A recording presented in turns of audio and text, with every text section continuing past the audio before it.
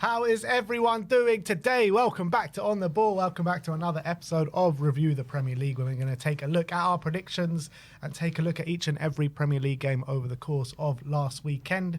The scores on the doors at the moment: 255 to Sim, 268 to myself. If you don't know by now, the way the scoring works, it's 5 points for a completely correct scoreline, 1 point for a correct result, and the star man, once you pick them, you can't pick them again for the rest of the season.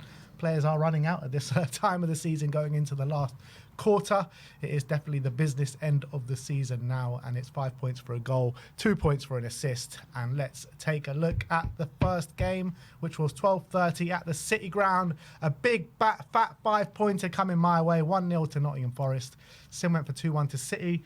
Obviously, I went for 1-0 to Forest, and it was kind of exactly the way I expected the game to go in this one. It was like a very resolute Nottingham Forest side, not many real big chances throughout the game. Man City just struggling to break them down. And Forest found something towards the end of the game with a brilliant goal from Hudson-Odoi. Yeah, I think Edison will be disappointed there, won't he? Near post. Definitely. Got to be keeping that out. But not the first time we've seen him do a mistake this season. Yeah, true. I feel like Hudson-Odoi hasn't scored in a while. I don't know if I... No, well, he scored against Newcastle, but I feel like he was scoring quite a few more at the beginning of the season. But he's obviously come back into form a bit in the last few weeks with a couple of nice goals. But brilliant win for Forest, because it looked like their top four or kind of charge was faltering a bit, and it looked like they were getting dragged into the teams below them. They're still only at the moment 4 points clear of 6, so there's still a massive battle on. But they needed these 3 points, didn't they? Because this is a very difficult game. Man City, I think, would have overtaken them if they would have won. So brilliant win, and it showed they're still kind of got a lot left in the tank from now to the end of the season to be up for the fight. Disappointing for Man City because they've, with the new signings, I know Mamouche didn't start, but since the new signings have come in, they've been a lot better, and you thought they would have maybe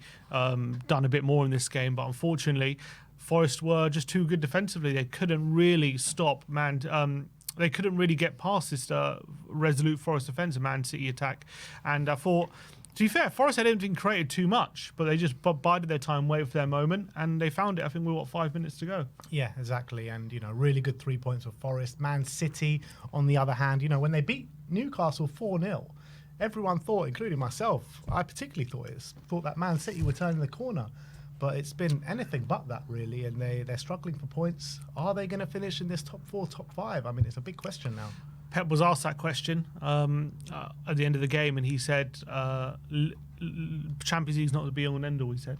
And he said Liverpool 2 seasons ago were not in the Champions League, and a season later they were challenging for the title, and this season they're going to win the title. So he's kind of... I don't know whether he's trying to take the pressure off, maybe his players, or he's talking like a man that's been 4 titles in a row, the Champions League in there, some domestic trophies as well. I'm sure if that was like someone like Mikel Arteta that haven't won all these trophies, I'm sure the Champions League would be the be-all and end-all. He said this team can afford to have a bad season. And he's right. He's right with the success that they've had over the last 5 years. They could have been afforded 1 season off, let's be real. Are they going to... it's still a massive battle, although they're still in 5th, which looks like going to be Champions League this season. They're 2 points behind Chelsea in 4th. They're 4 points behind Forest in 3rd. But they're now level on, after Newcastle's win, they're level on points with Newcastle in 6th. Only they're on goal difference at the moment. Yeah.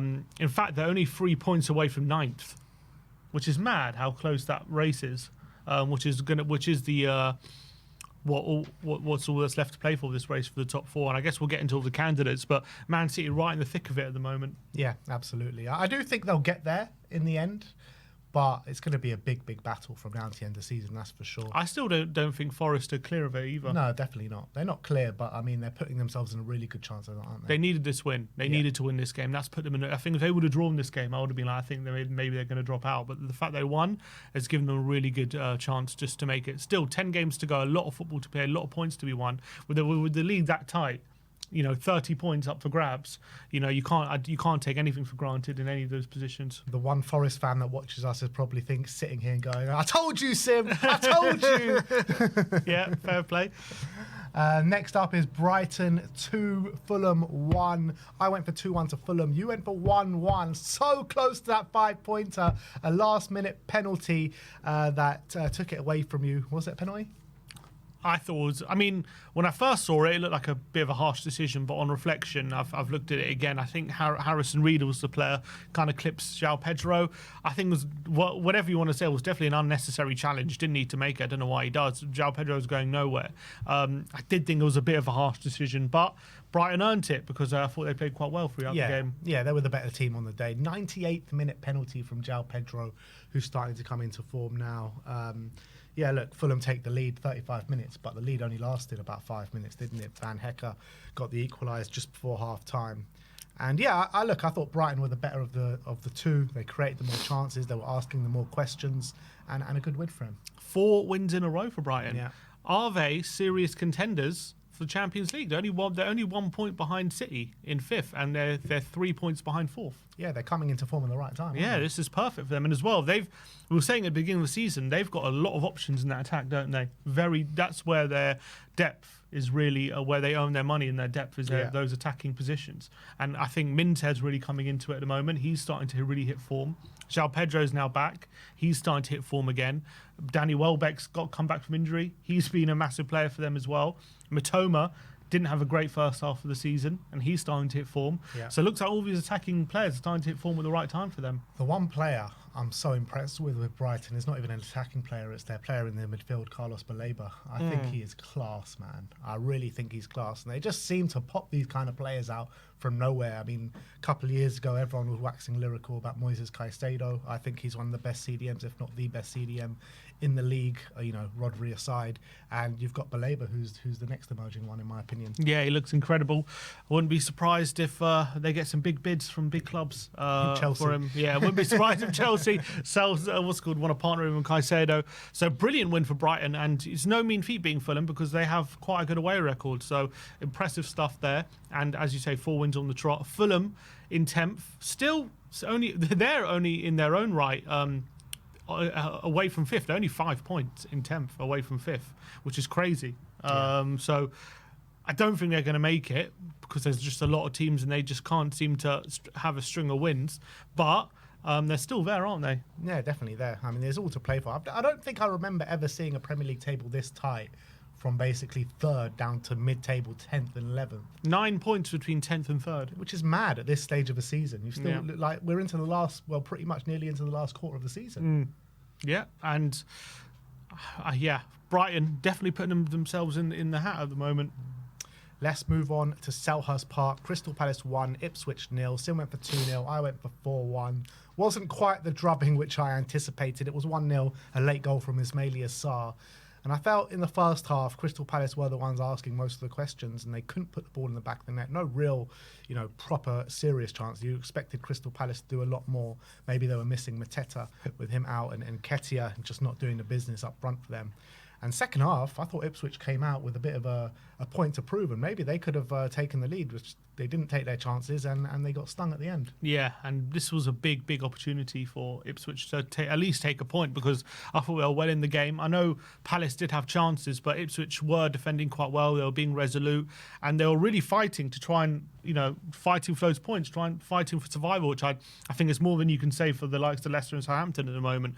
I thought they were playing quite well, but unfortunately, I think that goal really knocked the stuffing out of them, and it could have been more after that 1-0. I think Palace did have a few chances after that, and at the end of the day, they probably deserved the win. What form, by the way, Palace are on at the moment? 4 wins their last 5 now, and they just seem to keep going from strength to strength in this kind of second half of the season. Oli Glasner has really got them playing well, and they're only 10 points off 4th. So maybe if they keep this run going, they'll put themselves in the conversation for Europe. But they're playing so well, Crystal Palace. So fair play to them, really good win. But from Ipswich's point of view, they do drop a further point behind Wolves in the battle for relegation. If they would have got something out of this game or got a win, they could have put themselves back in the conversation for safety. But right now, it's 6 points.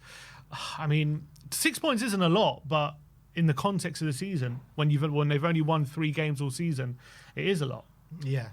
I'm looking at Palace and in terms of can they start to challenge for those positions. And I'm looking at the next 5 games, right? They got Southampton away, which you expect them to win. But after that, they play Brighton, Man City, Newcastle, Bournemouth and Arsenal all in a row. Tough.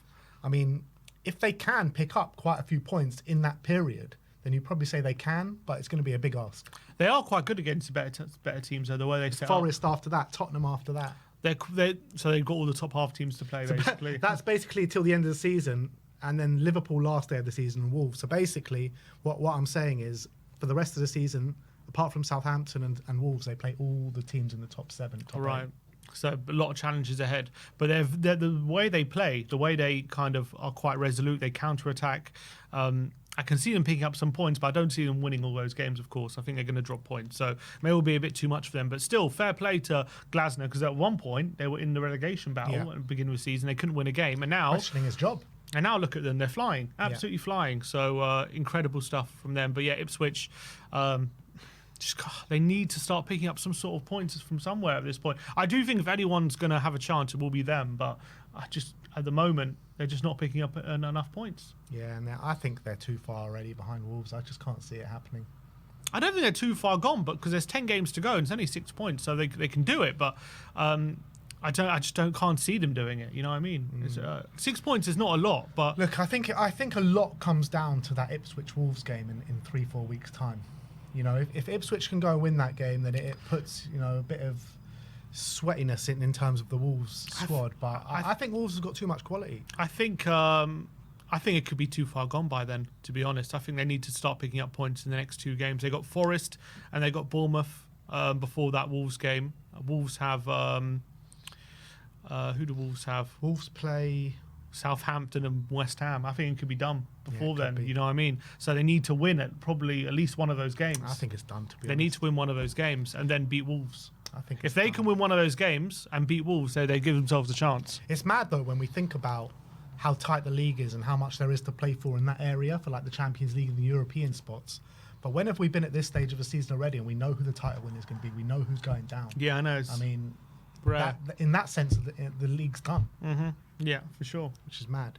Let's move on to Liverpool, the champions-elect. 3-1 home win against Southampton. Both of us went for 4-0. It wasn't as plain sailing as maybe we all would have expected. Will Smallbone puts Southampton ahead at Anfield just on the stroke of half-time. Terrible defending by Liverpool. Yeah, really bad, really poor, which is very uncharacteristic of them. I thought Liverpool were definitely the better team throughout and created, you know, multiple big chances. Just couldn't put the ball in the back of the net. They needed a helping hand from the ref. 2 penalties that Mo Salah converted both of them, but good decisions. I can't remember the decisions, to be honest. I thought they were pretty fair. To be honest, a lot of people have been complaining. But remind me of which ones they were. Nunez got hacked down by Nunez got clipped by Smallbone when trying to protect the ball. A penalty.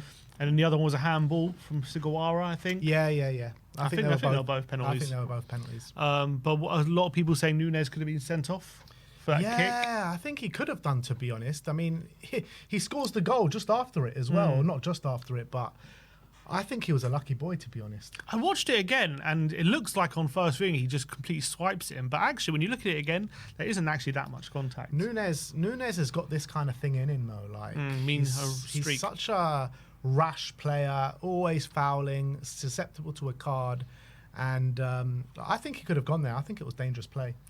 I don't know. I don't think it was that dangerous, to be honest. I think he hacks him down, but I don't think it was like a violent swipe. I think it kind of looks like it on first viewing, but you look at it slowed down, he actually doesn't really make that much contact with him. But do you think if the ref gives it on the pitch that he's overturning it? No, I don't think he's overturning it, to be honest. I think he gives him a decision to make, but I actually think it was probably the right one. I think it was probably yellow. But yeah, Liverpool obviously moved 15 points clear now. We keep saying it every week. If it wasn't done last week, it is this week. It's done and dusted. And I think we can say that. Although I was talking to a Liverpool friend of mine, and he was saying he said, our last 5 games, they're very losable games. And he was like trying to convince me that it's not done. And that they could lose those last 5 games, and with Arsenal getting Saka back, they could go on a run. But he really thinks that Liverpool are going to go on a 5-game losing run. I'm like, mate, what are you on? First of all, Arsenal are not going to win all their games. That's first of all, and second of all, you're not going to lose 5 games. You're not won all season. But to be fair, the last 5 games, I was looking at them. They're not easy. They've got they do have Spurs, Chelsea, Arsenal, Brighton, Palace. in there, but you expect them to win a few of those games. Every single time Liverpool have given Arsenal an opportunity to close the gap, Arsenal have not reciprocated and gone for it and closed the gap. So even if Liverpool go on that 5-game losing run, does anyone watching this trust that Arsenal go and win those 5 games? I agree. I don't. I think when do you think they will be crowned? What the game? Hopefully the Arsenal game, but it'll probably be done before then. It might be done the Tottenham game, Well, there's they only need 4 wins, 5 wins.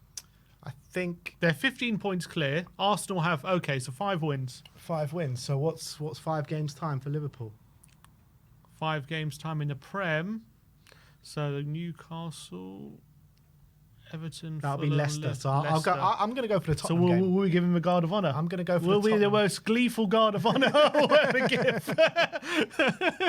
It'll be like us celebrating a title. I think because it's at Anfield, I think the away end and the home end are going to just celebrate in unison together. More importantly, though, another loss for Southampton. Yeah. Are you still confident they're going to get that win? Oh, we've got that bet on. I completely forgot about that. Are you confident? Is it still one win from now to the end of the season? They need one win. Let's see their fixtures. So they got Wolves at home, Palace at home, Tottenham away. It's going to come at Tottenham, isn't it? It's going to come against Tottenham. Either a win or 3 draws. Southampton, Villa, West Ham away, Fulham at home. I think it's going to come at Leicester away. You think they'll beat Leicester away? Leicester away, it's going to come. That's what I'm. They have Ipswich to play. No, just Leicester. They got Wolves next, and then Leicester 4 games left of the season. Okay, you think they'll get 1 win and that'll be it? 1 win. All right. Well, at the moment, not looking good. Keep losing. Well, apparently, they're after. I was looking at the stats yesterday. They're having on Monday Night Football. They've actually gotten worse now since. Yeah, they have. Since sacking Muscle Martin. Yeah. But look, I mean, it's just so we say it every week with Liverpool, and we're saying it every week with Southampton. I mean, when are Southampton actually going to be mathematically relegated? Yeah, good point. That's got to be soon. They're currently 14 points away. So I guess, to be fair, I don't see Wolves winning loads of games, but I guess with 5 games to go or whatever, but it probably will increase though because Southampton keep losing. So maybe in 4 games time. And Wolves are picking up points from here. Yeah, they're picking up at the old point here. Yeah. All right, let's go to the G-Tech. Brentford against Aston Villa. Finished 1-0 to Aston Villa. We both went for Brentford win. Sim went for 2-1. I went for 3-1. Brentford just can't buy a win at home at the moment. It's quite unbelievable the way Brentford's season have gone. They're the weirdest team. They really are, because they were literally the best home team in Europe up to a certain stage of the season and the worst away team in Europe up to a certain stage of the season. And now they can't buy a win at home and they're smashing everyone away from home. I can't quite believe it. And also on the flip side of that, Aston Villa, I think they've only won 1 game this whole season on the back of a European game, and they've been terrible after Europe. They picked up 3 points at the G-Tech. Good win for them as well, because it would have been easy, kind of after a really good win against Club Brugge midweek, to kind of take your eye off the ball in the Prem. But they got the win. Ollie Watkins, bit of luck with the goal deflection, went through the legs of Flecken. Wasn't like a vintage Villa performance, but no, but I think it was a deserved win. Yeah, I think they deserved it. Brentford were nullified quite well. Whistler and Buemo didn't really have too much. Rob Olsen coming in for Martinez and getting a clean sheet as well. It's a fair play to me. Got a lot of love from the away end after the game. And I think going to Brentford's never easy. Whatever you want to say about their current home record, it's never an easy place to go. And to get a 1-0 win, they kind of ground it out.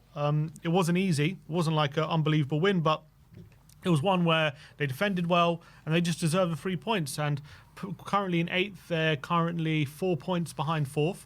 So, I mean, I could say that about anyone in the top half, how far behind 4th they are. But they'll, having got there last season, they'll back themselves to, really go there again. But the question is, the deeper they go in the Champions League, will it catch up with them?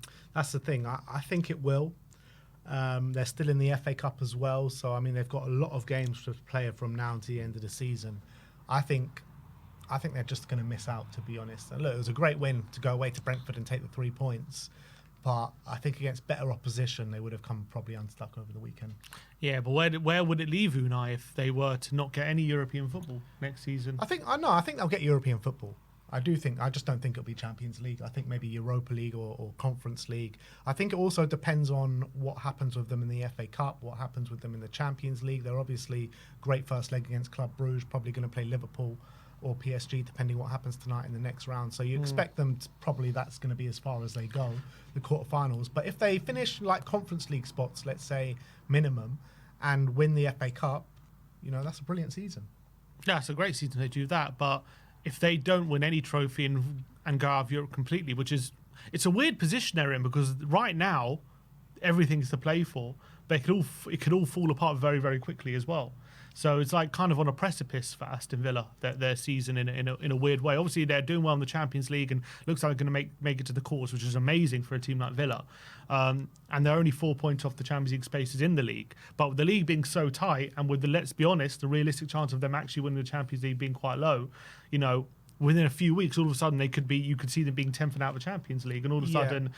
But the FA Cup is still there. The FA Cup's still there, but if they don't win that as well, I mean, I guess they could win that, but if they don't win that, all of a sudden, with the wages they're paying players and the kind of, you know, the financial kind of risk they've taken, it's really like a precarious situation for Aston Villa. It feels like this whole Aston Villa project is all built on a house of cards, to be honest, with the financials that they're paying. They need to find some sort of way around it, and I can't see them, if they don't finish in the Champions League spots, being able to keep all these players. Yeah, they're going to have to sell a few, probably, which is why they were open selling Watkins in January.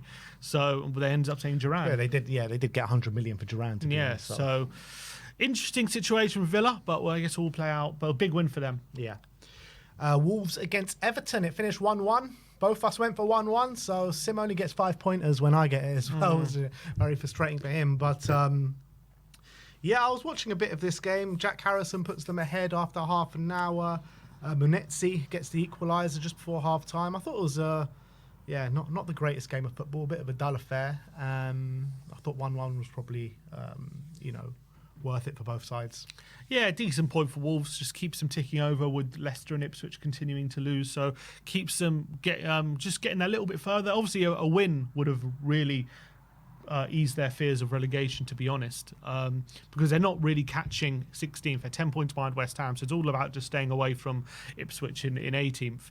But I think they'll take the point and move on. I think they'll know they'll probably have enough points between now and the end of the season to keep them away from relegation. But as I keep saying every week, as long as the gap's only that big, they're still going to have a bit of anxiety about them, that they could get dragged into it with a few losses if Ipswich and Leicester, either of them, start getting a couple of wins from somewhere. So I don't think they're out of it yet, but they're getting more out of it as the week goes by. Everton, another unbeaten game, but 4 draws out of 5 now. So Moyes is becoming a bit of the draw specialist. Isn't he? A bit of reverting back to Sean Dyche in a way, after a bit of a bounce initially, but they're still unbeaten. I think unbeaten in like 8 now. After he hasn't lost still since his first game in charge. So still, that's something Everton will take. But the Everton season's done though. Let's be real. Like they're more than enough not to be embroiled in a relegation battle, and that's what they sacked Sean Dyche for, because they thought they were coming close to the drop. But for them, it's all about building for next season and going to the new stadium. I think with new owners as well, I think having a manager like Moyes, who's kind of managed teams to get into European spots and actually won European competitions as well, I think that's going to be the aim for next season. So I think it's all about building who's going to be here next season and trying to figure all of that out. So I think it's important for them and for Moyes to have a good end to the season. Yeah, and I think if they continue on this unbeaten run, that's a great building block to build on. Invest in the summer, see who you can bring in, and build from there basically. But let's move on to Chelsea against Leicester. It finished 1-0 at Stamford Bridge to Chelsea. Sim went for 3-1. I went for 3-0. Cole Palmer. What is going on with him? I was certain Cole Palmer was going to cook this weekend. I put him as my star man. The amount of chances he missed last week against Southampton, I was like, this is it. He's got to be chomping at the bit. Gets a penalty in the first half. Misses it. Misses a few chances. You should get -5 for that. Yeah, I probably should, to be honest. I don't know what's going on with Cole Palmer, because these 2 games, the Southampton and Leicester, these are the games where he usually comes alive and stat pads against, and it's not going for him at the moment. Reska said he was ill. Maybe that's why he said he was ill going into the game, but he wanted to play, so he played him. Didn't Cole look like Palmer's he had picking a team now, isn't he? Yeah, apparently. I think he has to. If he's available, I think Palmer has to play. Chelsea weren't at their best, I think it's fair to say. Chelsea have not been at their best for a very long time. But they just got those 2 wins over the line against Southampton and Leicester, which obviously they needed to well, they're still fourth at the moment, only 2 points off third, so they'll feel like they're in a good position.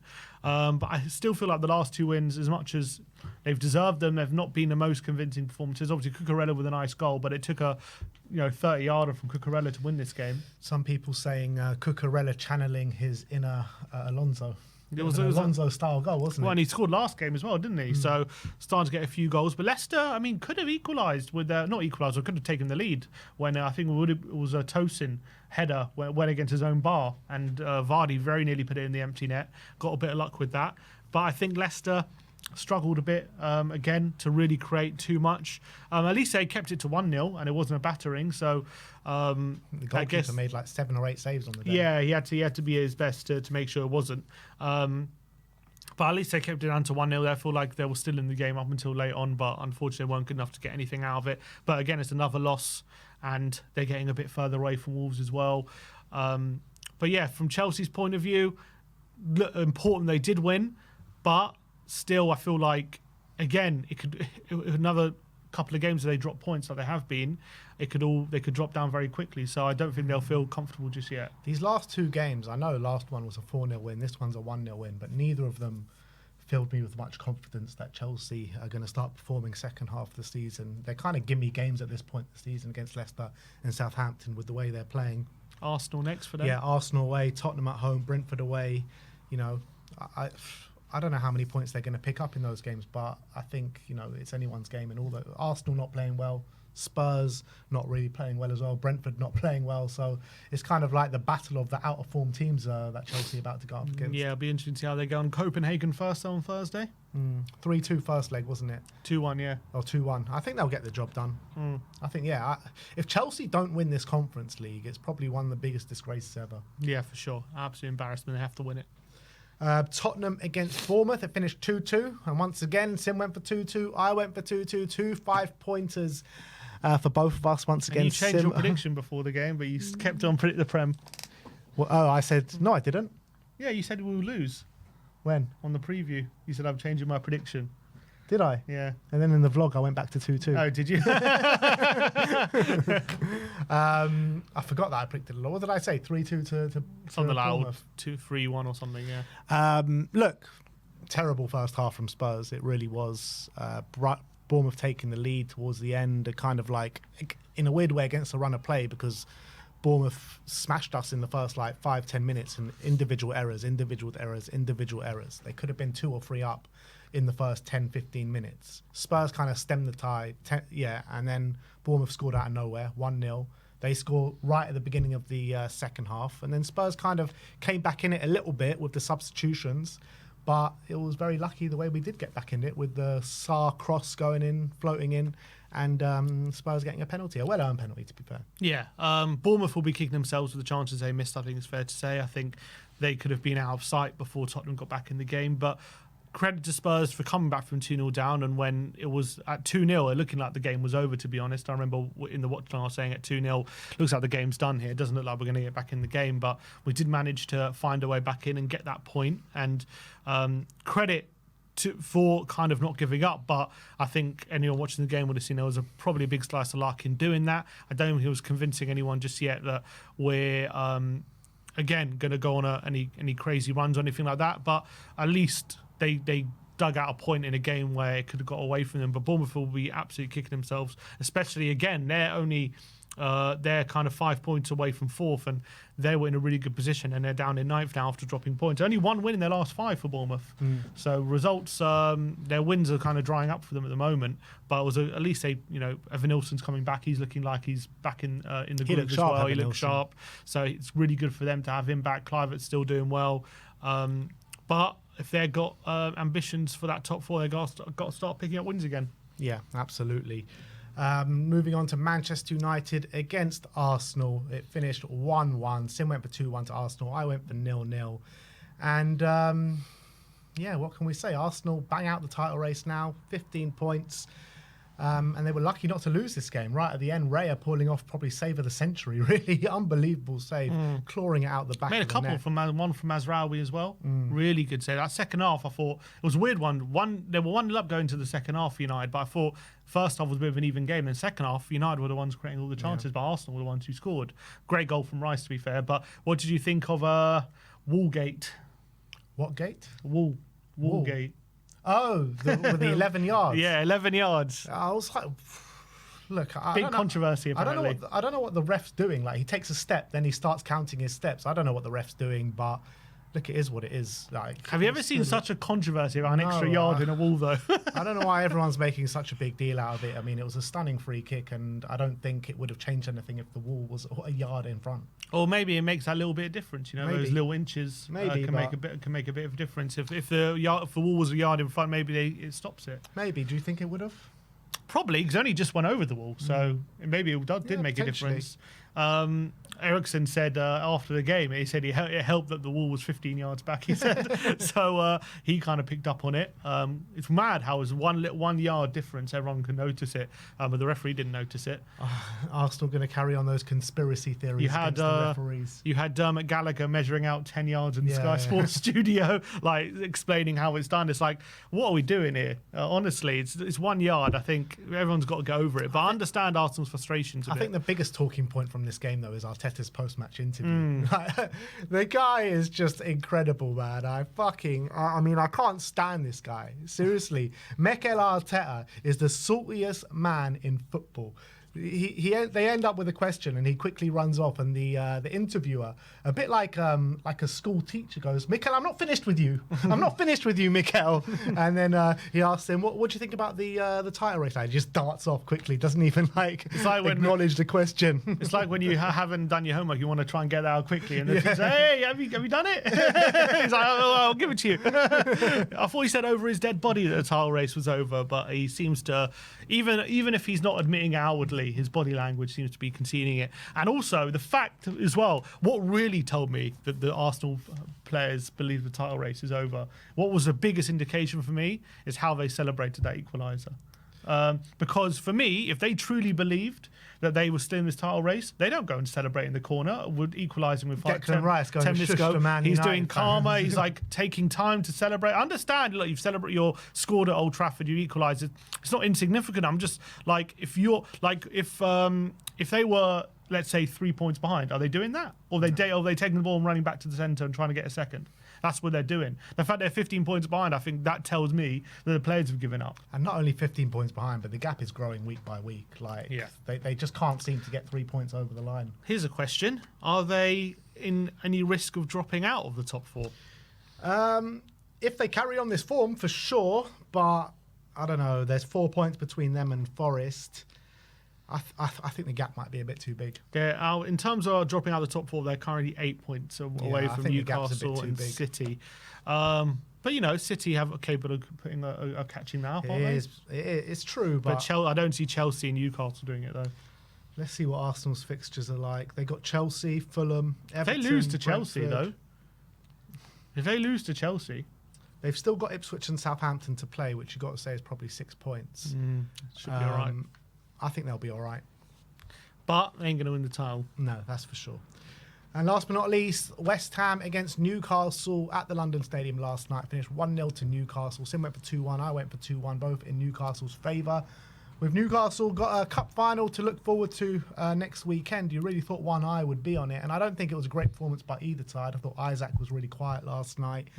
West Ham disappointed me. I thought they were going to go and take advantage of a side, with a cup final on the weekend, and they just couldn't really stamp their authority in the game. Newcastle had the better chances in the game, and I thought deserved the win.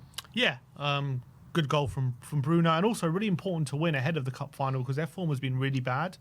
I think maybe a lot of the players have had a 1-0 on this cup final for a while, and they've been losing quite a lot of games, obviously with Gordon out as well. It was important for them to build some sort of good feeling and momentum ahead of that Liverpool game on Sunday because you don't want to go into that game on a string of defeats, albeit anything can happen in the cup final, but still you want to have good momentum. So important for them to win in as well, put some level on points with City, so bang in that fight for top four. And even if they lose that cup final, still a lot for them to play for, so fair play. West Ham, a bit disappointing. didn't really do enough to trouble Newcastle. Was very similar to the maybe Villa win, just ground out the win, got that moment, and take the 3 points. Nothing too overly impressive, but impressive to get that away winning clean sheet for Newcastle after some bad losses. Yeah, absolutely.